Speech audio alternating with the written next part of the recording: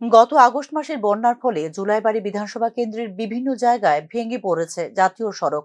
দীর্ঘ অনেক মাস অতিক্রান্ত হবার পরেও কোনো প্রকার পদক্ষেপ গ্রহণ করছে না ন্যাশনাল হাইওয়ে অথরিটি। এতে করে যান চলাচলে বিশেষ অসুবিধার সম্মুখীন হতে হচ্ছে। দুর্ঘটনা ঘটে যাবার আশঙ্কা থেকে যাচ্ছে যে কোনো সময়। রবিবার দক্ষিণ জেলার জেলাশাসককে সঙ্গে নিয়ে জুলাইবাড়ীর সাচিরামবাড়ি এলাকা সংলগ্ন ভগ্নদশায় থাকা জাতীয় সড়ক ও অন্যান্য জায়গায় পরিদর্শন করলেন মন্ত্রী শুক্লাচরণ নোয়াতিয়া। জাতীয় সড়কটি মেরামত করে জুলাইবাড়ী বিধানসভা কেন্দ্রের সার্বিক উন্নয়নের উপর গুরুত্ব দেন মন্ত্রী Shuklacharan Noatia.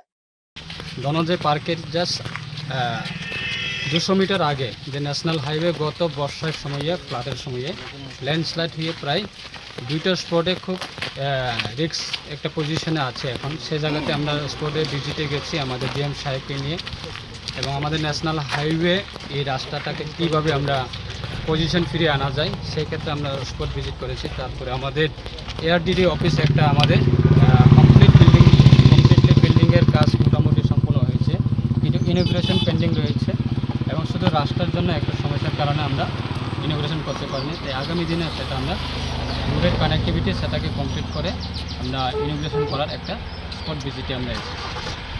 Thank you sir.